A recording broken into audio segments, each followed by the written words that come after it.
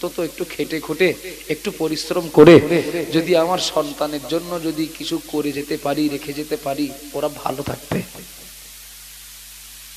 এই যে নামাজ না পড়ে কাজ করছেন, রমজান মাসে 100 কি 150 ঘর মানুষের বসবাস ওই মহল্লাতে, কিন্তু মসজিদে ইফতার মজলিসে 50 জন লোক, আর বাড়ি হয়তো 10 জন, তারা ইফতার করেন, মসজিদে ইফতার করতে আসেন না। হয়তো 60 থেকে 70 জন লোক রোজাদার, বাকিরা রোজাদার নন। খোঁজ নিয়ে দেখেন কি ব্যাপার, রমজান মাস চলছে অথচ রোজা নেই। মানে সে আর বলেন না, এত পরিমাণে হঠাৎ করে চাপ পড়ে গেছে, সে থাকা সম্ভব হচ্ছে না। আচ্ছা একটু বলবেন বাবা, এই যে রোজা কামাই করে কাজ করা, এই যে নামাজ কাজা করে ইনকাম করা, যাকাত ফাঁকি দিয়ে অর্থ জমিয়ে রাখা, হজ ফাঁকি দিয়ে হজে না গিয়ে 5 লাখ টাকা খরচ না করে রাস্তার ধারে যদি 10 কাঠা জমি কিনি কি 5 কাঠা জমি কিনি, আমার সন্তান ভালো থাকবে, এ মানসিকতার বাপ সমাজে বেশি না কম? সাবধান করার পরেও আমরা বলো সেই ঘোলে পড়ে থাকা মানুষ বেশি। ঠিক বলছি না ভুল বলছি? আবাজান মায়েরা মনে কি দিন, মা বোনেরা মনে রাখুন, আমি একটা এগিয়ে যাচ্ছি। এবার আপনাদেরকে জিজ্ঞাসা করছি বাবা, দয়া করে বলবেন নাকি বাস্তব চিত্র তো এইভাবেই চলে, এইভাবে হয়? প্রিয় নবী মুহাম্মদ রাসূলুল্লাহ সাল্লাল্লাহু আলাইহি ওয়াসাল্লামের ভবিষ্যৎবাণী এই জামানার জন্য রয়েছে বাবা।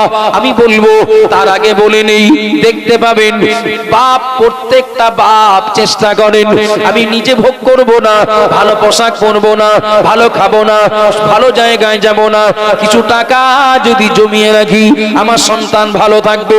আল্লাহকে ভুলে, আল্লাহর হুকুম ভুলে, আল্লাহর দেওয়া শরীয়তের বিধান উপেক্ষা করে আব্বা 5 লাখ টাকা জমা করে রাখলেন। এই 5 লাখ টাকা তার 5টা ছেলে, 5টা নয় আমি কম করে ধরলাম, 2টো ছেলে, 5 লাখ টাকা 2 ছেলের ভাগে ভাগ হলো, একজনের ভাগে পড়লো 2.5 লাখ করে। আমি যদি ভুল বলি আমাকে অবশ্যই বলবেন বাবা, আর যদি ঠিক বলি তাহলে মনে রাখা যায় কিনা দেখবেন, একটু বিবেকটাকে বোঝানো যায় কিনা দেখবেন। ও বাবা জিরা মায়েরা মনে রাখুন, আব্বার দেওয়া রেখে যাওয়া 5 লাখ টাকা আমি ভাই, এক ভাই আমি পেলাম 2.5 লাখ, আর এক ভাই পেল 2.5 লাখ। আমার চিন্তা করো, আমার আব্বার রেখে যাওয়া 2.5 লাখ টাকার ভাগিদার আমি হয়েছি। এই টাকাটা আমি খরচ না করে এর সঙ্গে আমি যদি কিছু যোগ করে রেখে যাই তাহলে আমার সন্তান ভালো থাকবে। আমি সে 2.5 লাখে হাত দিলাম না, রেখে দিলাম, ওর সঙ্গে আরো 50,000 টাকা, ওর সঙ্গে আরো 1.5 লাখ টাকা যোগ করে ওটা 4 লাখ করলাম, যে আব্বার দেওয়া সম্পদ ওটা খরচ না করে থাক, আমার সন্তানের জন্য থাক। একটু ঠান্ডা মাথায় আমি একটু ভাবার জন্য, এটা নির্দেশ নয়, অনুরোধ করছি। আমার 2টো সন্তান, 2টো ছেলে কি 2টো মেয়ে, দুজনের ভাগে 2.5 আর আমি 1.5 দিয়েছি, তাহলে 4 লাখ হলো। এদের ভাগে পড়লো কত? 2 ওরা আবার ওই চাপে সাইডে রেখে দিল। আমার আব্বা আমার জন্য 2 লাখ টাকা দিয়ে গেছে, এই টাকাটা আমি আর খরচা না করে যদি এর সঙ্গে কিছু যোগ করে রেখে যায় তাহলে আমার সন্তান ভালো থাকবে। তাই হচ্ছে না। আমি কি চাপিয়ে দিচ্ছি বাপ? তাই হচ্ছে না। এবার রেজাল্টটা দেখবেন, আমার আব্বা আমার সুখের জন্য ওই টাকা জমাতে নামাজ পড়তে পারিনি। আল্লাহকে ভুলেছিলেন না? আল্লাহকে ভুলেছিলেন না? আমার আব্বা আমার ভবিষ্যতের জন্য, আমার সুখে রাখার জন্য তিনি রমজান মাসে রোজা রাখতে পারেননি। আমার আব্বা আমার ভবিষ্যতের জন্য, আমার সুখে রাখার জন্য আমার আব্বা শতকরা 2.5 টাকা, 1025 টাকা যাকাতটাও দেননি। আমার আব্বার উপরে হজ ফরজ ছিল, কিন্তু আমার ভবিষ্যতের চিন্তা করে, আমার সুখের চিন্তা করে আমার আব্বা হজটাও করিনি। আমি যেন সুখে থাকি, কিন্তু আব্বার তো ওই সম্পদ জোগাড় করতে আল্লাহকে ভুলে, আল্লাহর বিধান উপেক্ষা করে আসামি হয়ে কবরে যেতে হলো। সেটা যদি আমি ভোগ করতাম তবুও না হয় বলা যেত যে না, যে উদ্দেশ্যে টাকাটা জমা ছিল কাজে লেগেছে, কিন্তু আমিও বলো ভোগ করিনি, আমিও বলো সাইড করেছি। আব্বার উদ্দেশ্য সফল হয়েছে? আমার কথা বোঝা যাচ্ছে বাবা? আব্বার উদ্দেশ্য সফল হয়নি। এইভাবে কিন্তু চলতে থাকে, এইভাবে চলতে থাকে নয়, এইভাবে চলতে থাকবে। ও সম্পদ ভোগ করবে কখন, বা ও সম্পদের শেষ পরিণাম কি জানেন? আবাজান ভাইরা মনে কি দিন মা বোনেরা মনে রাখুন, এইভাবে সন্তান আর সম্পদের কারণে মানুষ আল্লাহ বলা হোক, মানুষ ইসলাম বলা হোক, দিন বলা হোক, কবরে যেতে থাকবে বাবা। সম্পদ কিন্তু বাড়তে থাকবে, সম্পদ কিন্তু জমতে থাকবে। শেষ পরিণাম, শেষ রেজাল্ট প্রিয় নবী মুহাম্মদ রাসূলুল্লাহ সাল্লাল্লাহু আলাইহি ওয়াসাল্লাম বললেন, ও আমার উম্মত উম্মতিনা মনে রাখো, এমন একটা সময় চলে আসবে, এমন একটা জামানা চলে আসবে, যে সময় যে জামানার ব্যাপারে নবীর ভবিষ্যৎবাণী, এ জামানায় যদি দেখি, এ জামানায় দেখতে পাবো যারা গরিব মানুষ, আর্থিক দিকে দুর্বল, যারা অসহায়, তারা মানুষের দ্বারে দ্বারে গিয়ে, গরিব মানুষের দ্বারে দ্বারে গিয়ে তারা বাবা ভাষা করে, মা বলে, কাউকে বাপ বলে ডেকে, কাউকে বলে আব্বা, কাউকে বলে মা, আমার 10টা টাকা দাও, আমার 5টা টাকা দাও, আমাকে কিছু চাল দাও, আমাকে কিছু সম্পদ দাও, আমাকে কটা পয়সা দাও, আমার খাওয়ার জন্য, আমার পোশাক কেনার জন্য, আমার ডাক্তার কবিরাজ করার জন্য। আমার মেয়েকে বিয়ে দিতে পারি না, আমার মেয়ে বিবাহের জন্য আমাদের দাঁড়ে দাঁড়ে গরিব মানুষগুলো এসে সাহায্যের হাত পাতে। ও বাবা জিনা মায়েরা মনে রাখুন, ধনী মানুষদের ভিতরে যাদের পারকতা আছে, এ গরিব মানুষদের কেউ সাহায্য করেন, কেউ করেন না, কেউ কম দেন, কেউ বেশি দেন, ওটা আপন জায়গায়।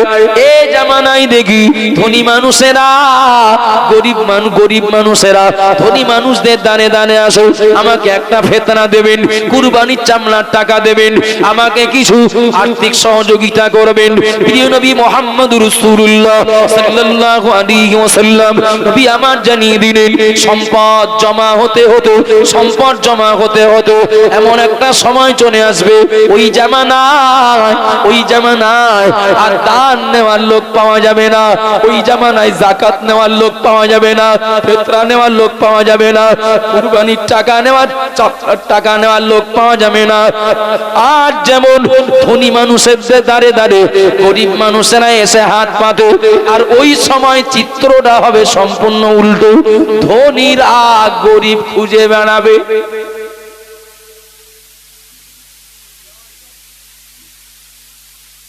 তাকবীর দেন, নারায়ে তাকবীর। একটু জোরে বলেন বাবা, নারায়ে তাকবীর।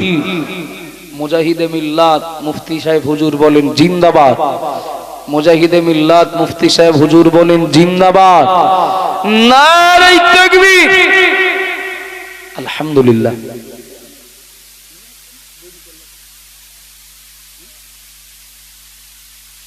আমি কি আপনাদের কষ্ট দিচ্ছি বাবা?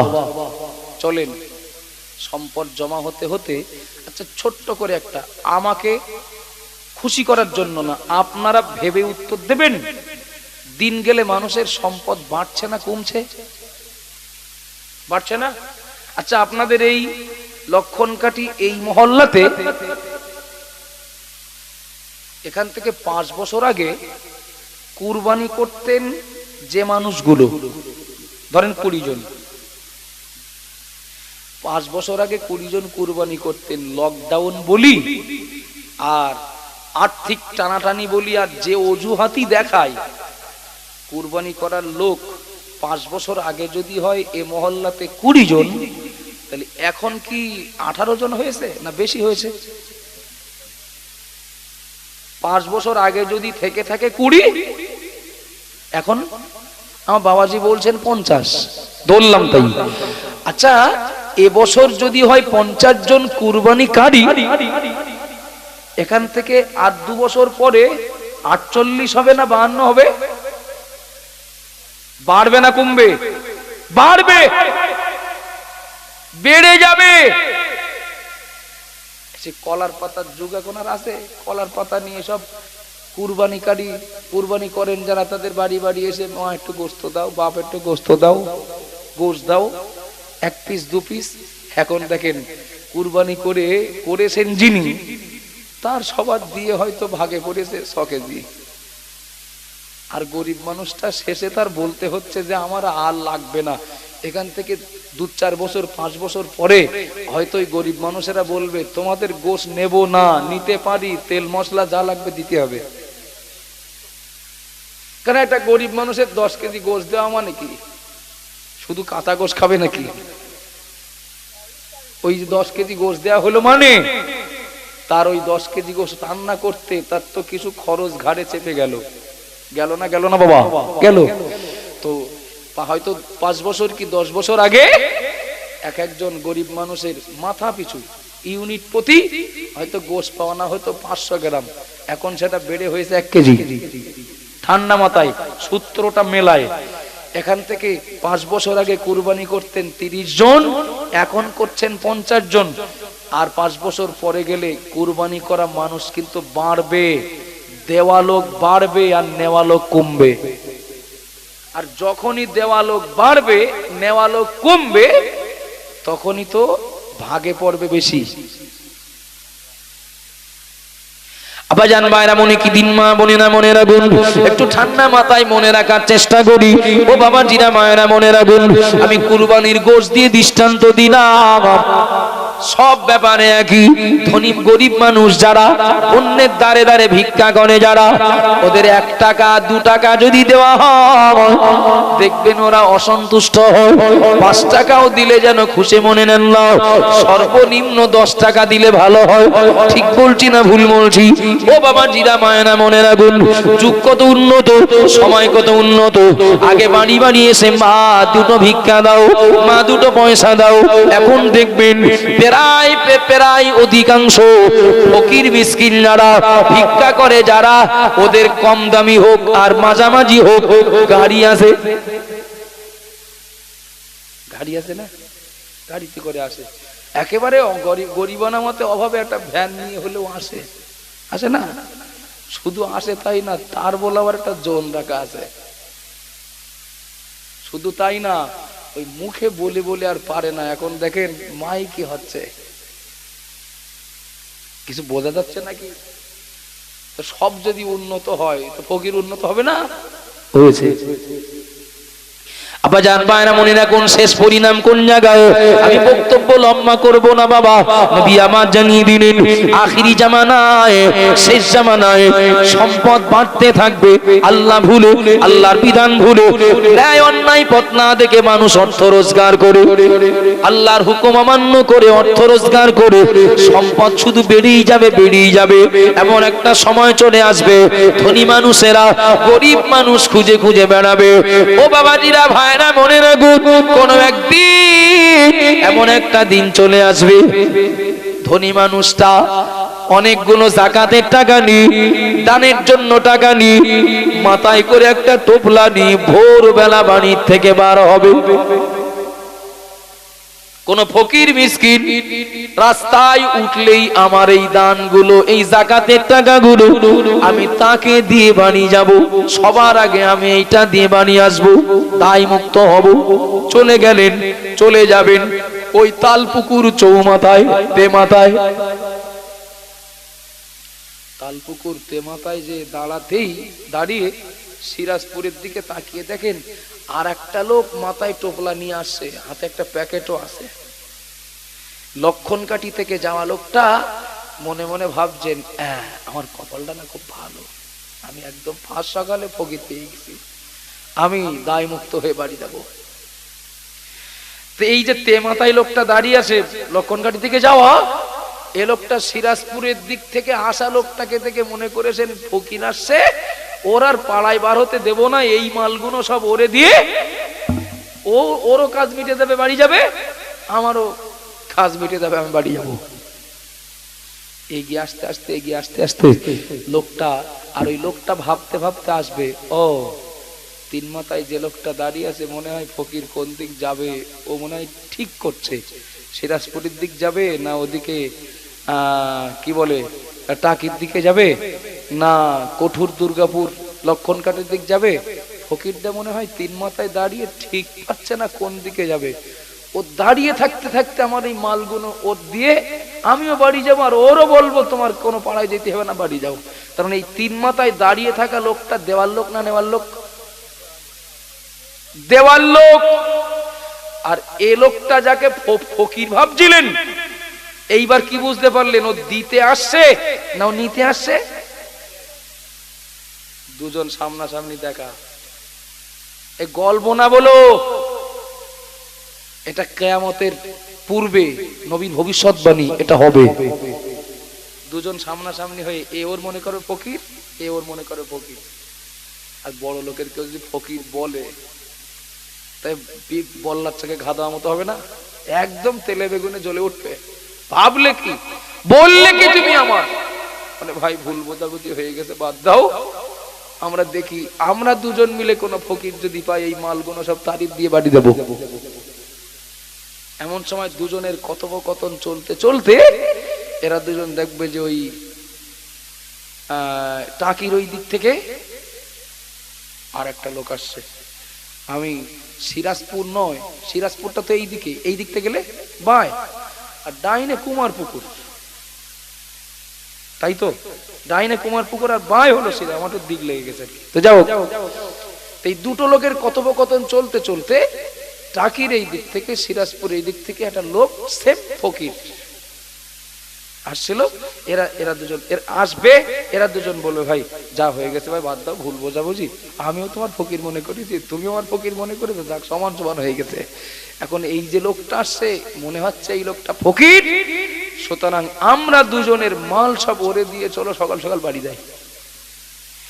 এই দুজন যখন গল্প করবে, তখন ওই লোকটা ভাবতে ভাবতে আসবে, মনে হচ্ছে দুই ফকির এক জায়গায় হয়েছে, কে কোন দিক যাবে তাই আলোচনা করছে। কে কোন দিকে যাবে তাই আলোচনা করছে। ওরা গ্রামে বার হওয়ার আগেই এই মালগুলো ওদের দুজনের ভাগ করে দিয়ে আমিও বাড়ি যাব, ওদের একটু উপকার হবে।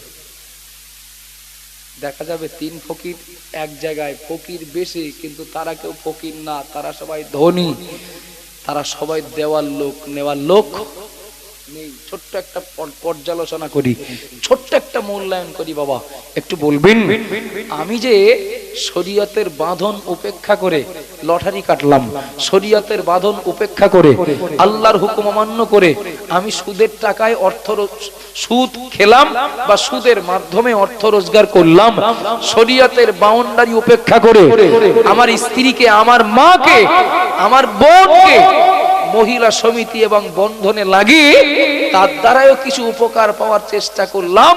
সব কথার মূল কথা, আমাকে অনেক সম্পদের মালিক হতে হবে, কিন্তু 100-র ভিতরে 90 জন প্লাস তারা যে সম্পদ রোজগার করতে যে আল্লাহর অবাধ্য হন, সেই সম্পদ ভোগ করা তাদের কপালে জোটে না, জোটে না, জোটে না, বরং ও সম্পদ পরবর্তীতে তাদেরই বিপদে পড়ার কারণ হয়।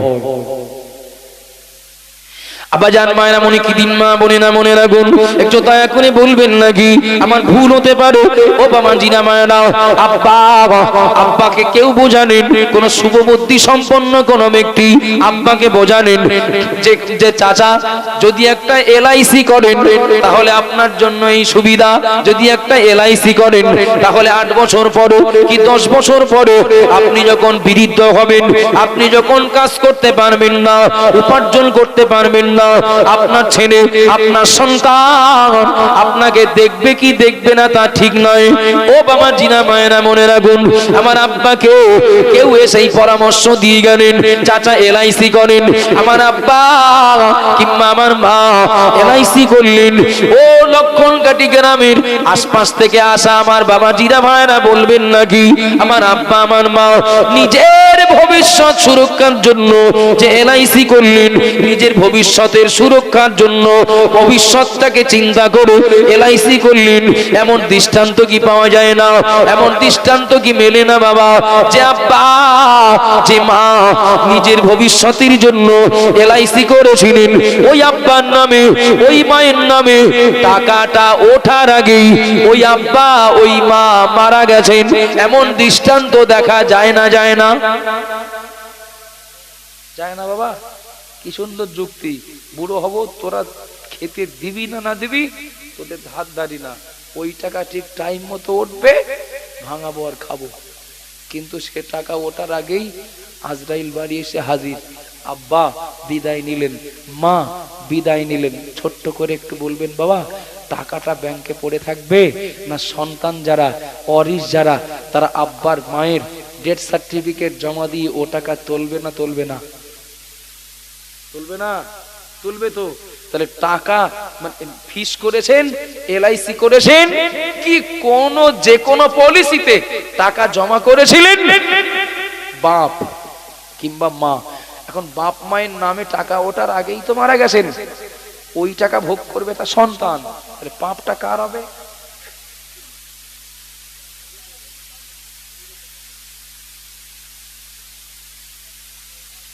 গাছ পুঁতেছে কে? গাছটা বসিয়েছে কে? আচ্ছা, স্বামী যদি অন্যায় পথে রোজগার করে ওটাই স্ত্রীর জন্য হালাল না হারাম? স্বামী কোথা থেকে আনবে ওটা তো স্ত্রীর দেখার বিষয় না। কথা ঠিক না ভুল? দেখেন না, কেউ একজন জমি কিনেছিলেন, গরিব মানুষ কঠোর পরিশ্রম করে খেয়ে না খেয়ে ভালো পরে না পরে জমি কিনলেন 1 বিঘা, কিন্তু লোকটা সেই সময় জমিটা লিখে নেবেন সেই টাকা জোগাড় করতে পারেননি। হয় না? হয় না বাবা? কিন্তু চাষ চলছে। এখন বর্তমানে জমি ক্রেতা যিনি তিনি মারা গেছেন, যিনি বিক্রেতা তিনিও মারা গেছেন। ক্রেতা যিনি তার সন্তানেরা তারা দলিল সার্চ করে দেখেন যে জমিটা আব্বার জমি, যে জমিটা আব্বার জমি হিসাবে আমরা ভাগীদার হয়েছি, আমরা চাষ করছি, কিন্তু এই জমি তো আমার আব্বার নামে নেই। কি ব্যাপার? অমুকের নামে।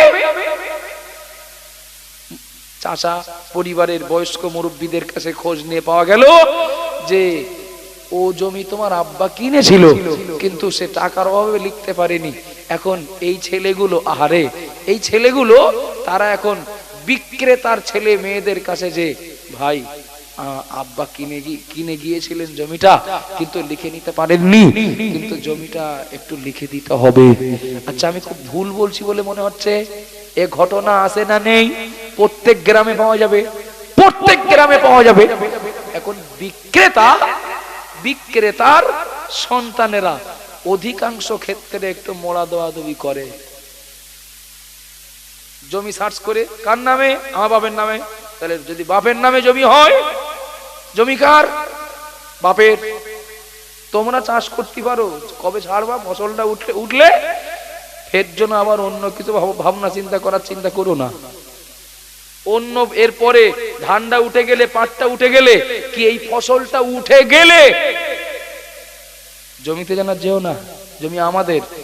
ও জমি কে কিনেছে, কে বিক্রি করেছে, ও সব পরে নাম যার, জমি তার। যদি মানবতা মনুষ্যত্ববোধ যদি মরে না যায়, তাহলে বাপের কথা চিন্তা করে লিখে দেবে। কথা ঠিক না ভুল বাবা?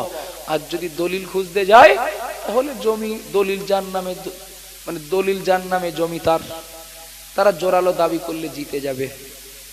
কথা ঠিক বলছি না ভুল বলছি বাবা? এখন দলিল যার, জমি তার। আর এলআইসির টাকা পাচ্ছে সন্তান, কিন্তু দলিল কার নামে? আমার কথা বোঝা যাচ্ছে বাবা? টাকা পাচ্ছে কে, খাচ্ছে কে, তুলছে কে, ওটা পরে, কিন্তু দলিলটা তো বাপের নামে, দলিলটা তো মায়ের নামে। আরে দুঃখ লাগে, কষ্ট লাগে এই জায়গায় যে আমি টাকা ফিস করলাম, আমি কোন পলিসিতে আমি টাকা জমা করলাম, কিন্তু সেই টাকাটা আমি ভোগ করলাম না, করবে সন্তানেরা। আর পাপের ভাগ নিতে হবে যিনি গাছটা বসিয়েছিলেন তার। আব্বাজান ভাইরা মনে কি দিন, মা বোনেরা মনে রাখুন, আমি ছোট্ট করে এই জায়গাটায় আর একটা কথা জুড়ে দিতে পারি। খেয়ে না খেয়ে, কখনো নামাজ পড়ে কখনো না পড়ে, কখনো রোজা রেখে কখনো না রেখে, ও বাবা জিরা ভাইরা যাকাত পাকি দি হজ না করে আমি সন্তানের ভবিষ্যতের জন্য অনেক হারামি পন্থায় আমি টাকা রোজগার করেছি, টাকা রোজগার করছি, সন্তান যেন দুনিয়ায় সুখে থাকে। কিন্তু দয়া করে বলবেন না নাকি দুনিয়াতে সন্তানের সুখের জন্য, দুনিয়াতে সন্তানের আরামের জন্য, সন্তানের আরামদায়ক জীবনের জন্য আব্বা মা যতটা মেহনত করেন, যতটা কষ্ট করেন, যতটা পরিশ্রম করেন, যতটা ভাবেন, ও বাবা জিনা ভাইরা মনে রাখুন, ওই আব্বা মা সন্তানকে জাহান্নামের আগুন থেকে বাঁচানোর জন্য অতটা কিন্তু ভাবেন না। সন্তানের ভবিষ্যতের জন্য, সন্তানের একটা ভালো বাড়ির জন্য, ভালোভাবে বসবাস করবে এই জন্য একটা বাড়ি দরকার, সন্তানের চলাফেরার জন্য একটা গাড়ি দরকার, সন্তানের দুনিয়ায় বেঁচে থাকার জন্য কিছু জমি জায়গা দরকার। ও বাবা জিরা ভাইরা মনে রাখুন, দুনিয়ার এই ক্ষণস্থানী পিরিয়ডে সন্তান যেন ভালো থাকার জায়গা পায়, সন্তান যেন চলাফেরার ভালো যানবাহন পায়, সন্তান যেন আয় রোজগারের জন্য কিছু জমি জায়গা যেন পায়, এর জন্য আব্বা মা অনেক কষ্ট করেন, শরীয়তের বাঁধন উপেক্ষা করে সন্তানের জন্য কিছু রেখে যাওয়ার চেষ্টা করেন। কিন্তু 100-র ভিতরে আমি বলবো বাবা 50 থেকে 60 জন আব্বা মা সন্তান কি করে জাহান্নামের আগুন থেকে বাঁচবে এ ব্যাপারে আব্বা মা সন্তানের এ চিন্তা করেন না। 100-র ভিতরে 50 থেকে 60 জন, আমি তো কম বলছি বাবা, হিসাব করলে বাস্তবে মিলিয়ে দেখলে আরো বেশি হবে। 100-র ভিতরে 50-60 জন আব্বা মা সন্তান কি করে জাহান্নাম থেকে বাঁচবে না না এ চিন্তা করেন না। দুনিয়ার জীবন গড় আয়ু 60 থেকে 70 বছর, গড় আয়ু 70 বছর, এই 70 বছরের জীবনে সন্তানের উজ্জ্বল ভবিষ্যতের জন্য আব্বা মা আল্লাহর হুকুম অমান্য করে আল্লাহ নাফরমানদের খাতায় নাম লেখালেন। কিন্তু এই আব্বা এই মা অনন্তকালের জন্য সন্তানকে জাহান্নাম থেকে বাঁচাতে না না অতটা দায়িত্ব তো পালন করলেন না, অতটা ডিউটি তো পালন করলেন না। ও বাবা জিরা ভাইরা মনে রাখুন, আপনি বাস্তব প্রমাণ নেন। আমাদের ঘরে ছোট ছোট বাচ্চারা যদি এরা প্রাইমারি স্কুলে যদি পড়তে না যায়, এরা যদি কেজি স্কুলে পড়তে না যায়, এরা যদি শিশু শিক্ষা নিকেতনে পড়তে না যায়, এরা যদি ইংলিশ মিডিয়ামে পড়তে না যায়, আমাদের আব্বা আমাদের মা আমাদের গার্জিয়ান আমাদের অভিভাবক ওই বাচ্চাটাকে মারবেন, ওই বাচ্চাটাকে শাসন করবেন, ওই বাচ্চাটাকে বকাবকি করবেন। প্রাইভেটে গেলি না কেন, কেজি স্কুলে গেলি না কেন, শিশু শিক্ষা নিকেতনে গেলি না কেন, কেন তুই ইংলিশ মিডিয়ামে গেলি না, বাচ্চাটাকে শাসন করবেন, বাচ্চাটাকে মারবেন, বাচ্চাটাকে বকবেন। কিন্তু মনে রেখে দিন, ওই বাচ্চাটা যদি মক্তবে পড়তে না যায়, আব্বা মা সন্তানের জাহান্নামের পথ পাইয়ে দেওয়ার জন্য অতটা শাসন অতটা তদারকি কিন্তু করেন না। তাকবীর দেন, নারে তাকবীর। আর একটু জোরে বলেন নারে তাকবীর। মুজাহিদে মিল্লাত মুফতি সাহেব হুজুর বলেন জিন্দাবাদ, নারে তাকবীর। আলহামদুলিল্লাহ হুজুর এসেছেন, মূল্যবান কথা বলবেন। আমি অত্যন্ত প্রয়োজন বোধে কিছু